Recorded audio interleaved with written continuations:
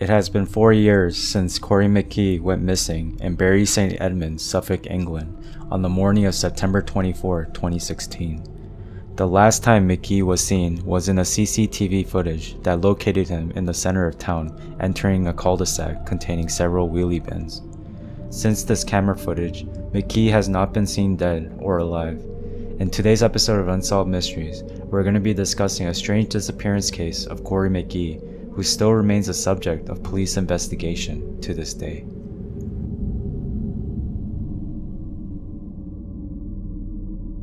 With many theories being offered up to explain the mysterious disappearance of McKeague, the case has attracted widespread attention from the public. The investigation into McKeague's disappearance is one of the most expensive missing persons investigations ever carried out by the Suffolk Constabulary, with over £2.1 million spent so far. The search for McKeague was stood down in 2018. Instead, an investigation into his disappearance and now assumed death will be opened in 2021. Corrie McKeague was born in Perth on September 1993. He was raised in Cupar, Fife, but following the divorce of his parents, he moved to Dunfermline, Fife in Scotland at the age of 9. Along with his two brothers, Derek and McKeon, all of whom were single-handedly raised by their mother, he attended St. Margaret's Primary School and then St. Columbia's High School, both of which are in Dunfermline. In 2013, McKeague joined the Royal Air Force Regiment. After his initial regiment training, McKeague was posted to the 2nd Quadrant Royal Air Force Regiment, which was based in the RAF Huntington. At the time of his disappearance, McKeague has been dating one Miss April Oliver. Their relationship had lasted only 5 months before McKeague went missing, but it was long enough for April to get pregnant for McKeague. However, neither party was aware of the pregnancy at the time of his disappearance. Miss Oliver was on the holiday in the United States when her boyfriend was reported missing. She cut her holiday short to join in the efforts to find McKeague. By January 2017, 4 months after McKeague's disappearance, Miss Oliver announced that she would be having McKeague's baby. On June 11, 2017, their daughter Ellie Louise was born. Sadly, her father was still nowhere to be found. On the night before McKeague's disappearance, it was discovered that McKeague had been out drinking with his friends in Bury St. Edmunds. McKeague had driven himself to the club with the intention of leaving his car overnight. In the early hours of September 24, 2016, McKeague left his friends and went on his own after leaving the Flex nightclub, which is located on St. Andrew Street South. He was very drunk. Reports say that the doorman at Flex had to ask McKeague to leave the club due to his drunken state. The doorman believed McKeague was too drunk to remain at the club that morning. Nevertheless, it was clearly stated by the security at Flex that McKeague was no trouble at all.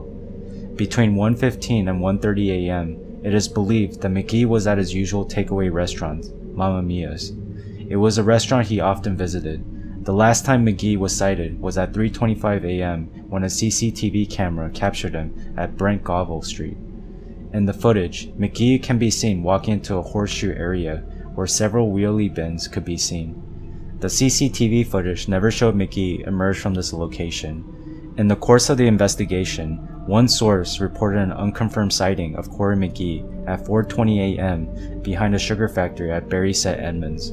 However, further investigations by the police onto the sighting showed that the person involved in the sighting was not Corrie McKeague.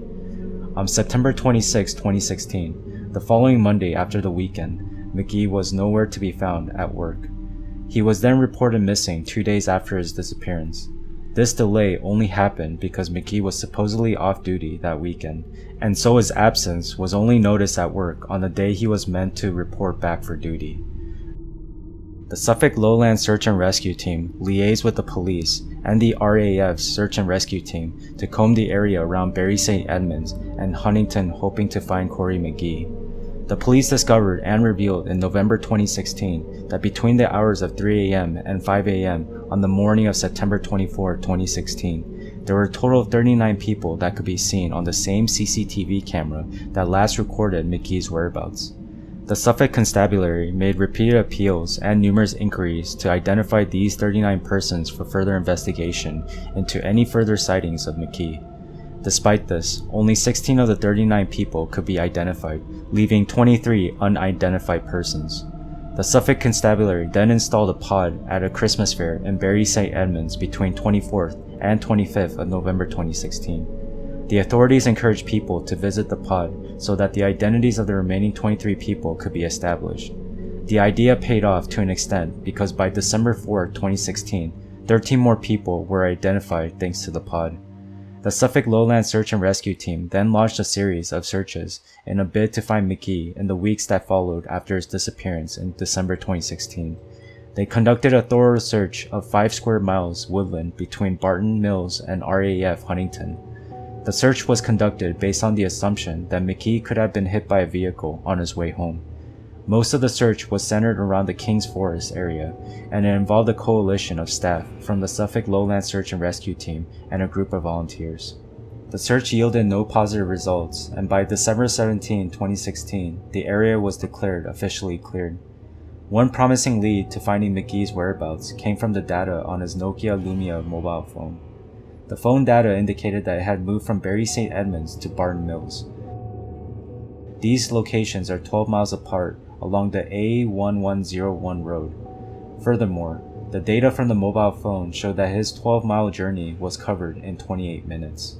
This ruled out the possibility of the journey being embarked on foot.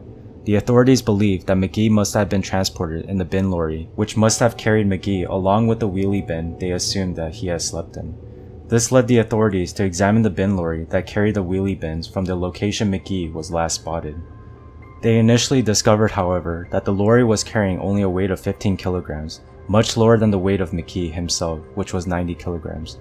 This discovery made the search for McKee even more difficult, but it led to a search being conducted along the lorry's route between the two towns. The Nokia Lumia mobile phone itself could no longer be found or traced by 8 a.m. in the morning of September 24. It was either switched off at the time, was damaged, or ran out of power. The last known location of the mobile phone was traced to a landfill. The police at the time held the belief that McKee entered into and slept in a bin at the horseshoe area at Bury St. Edmunds, was transported by the bin lorry along with the bins collected from the horseshoe area, and was eventually crushed to death in the process, after which he was dumped in a landfill site. The family refused to believe this hypothesis. They believed that McKee was too conscious of his appearance to have entered into a wheelie bin, despite the fact that he was drunk to stupor. They claimed that even if McKee wanted to take a nap so badly, he would have rather walked down the distance to sleep in his car, which was not too far away from his last known location. Nevertheless, the authorities proceeded to search the landfill based on their theory. This landfill covered up to 1,100 square yards and was about 20 feet deep. The search was expected to take 10 weeks, but what began in February of 2017 was still ongoing in May 2017 when they had searched through 3,000 tons of waste. They found nothing. The cost of the search, which was tagged around £1 million by May 2017, made the search one of the most expensive missing person cases conducted by the Suffolk police. In March 2017, when the search of the landfill had already begun, the police made a statement to clarify that they had made an error in their investigation of the weight carried by the bin lorry on the night of McKee's disappearance. They found that the total weight on the lorry to be close to 220 kilograms. This meant that McKee could have been on the lorry that morning. The news was heartbreaking for McKee's mother, Urquhart, who posted on Facebook that the news, which was devastating, could only mean one thing. She implied that her son could well be dead.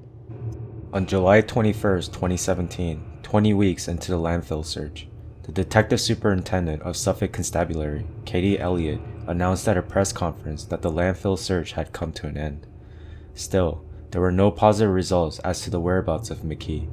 The police have shifted through 6,500 tons of waste at the landfill site and found nothing related to McKee. The police also decided to shift through incarcerated material that was transferred from the landfill site. Still, nothing related to McKee was found. At this point, Nicola Urquhart admitted publicly that she recognized the possibility that her son's body may never be found. In August 2017, through the donation of a local business person, McKee's family put a reward of £50,000 for anyone with information that could help them locate Corrie's body. The reward had been previously put out by the family but was withdrawn when the police began searching the landfill site. In October 2017, a second landfill search was initiated by the police. This landfill site was located at Milton, Cambridgeshire, and the search was to focus on an area adjacent to the landfill site that was previously searched. The basis for the second search was the belief that the site could have contained some waste taken there around the time of McKee's disappearance. By Christmas of 2017, the second search was wound down. On March 26, 2018, the police announced that the search for McKeague would be stood down as there were no further realistic lines of inquiry left. While the police search for McKeague did not reach a conclusion, the case was not without alternative explanations for the disappearance or McKeague. In fact, two of the most prominent alternative theories came from McKee's parents. Nicola Urquhart, McKee's mom, never accepted the police explanation of the disappearance of her son. She, along with her family, said that they were displeased with the investigation carried out by the police. Urquhart did not accept the idea that her son would have chosen to sleep in a wheelie bin. Recently, Nicola told the Sunday Mirror that she believed her son walked out of a horseshoe area alone, but the police mistook him for a woman in a miniskirt.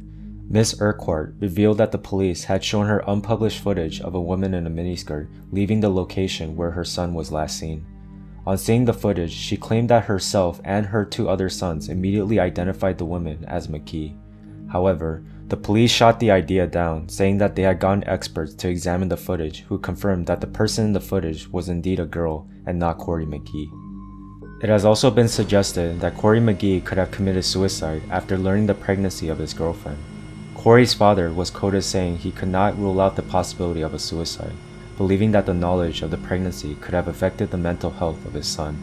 And although it was initially believed that the couple were unaware of the pregnancy, police recently confirmed that McKee's girlfriend, April, indeed told Corrie that she might have been expecting a child. Whichever of these theories might be true, the police's, or those of McKee's parents, the disappearance of Corrie McKeague leaves one with a feeling of sadness. The lack of closure makes the incident even more difficult to take in. Whatever truly happened to Corrie McKeague is nothing short of heartbreaking. We'll continue to look out for anything that comes out of fresh investigations that will begin in 2021. For more information and other intriguing cases, both solved and unsolved mysteries, subscribe to the channel and turn on the bell notifications so you always get notified when I upload a new video. Till next time, stay safe and stay scared.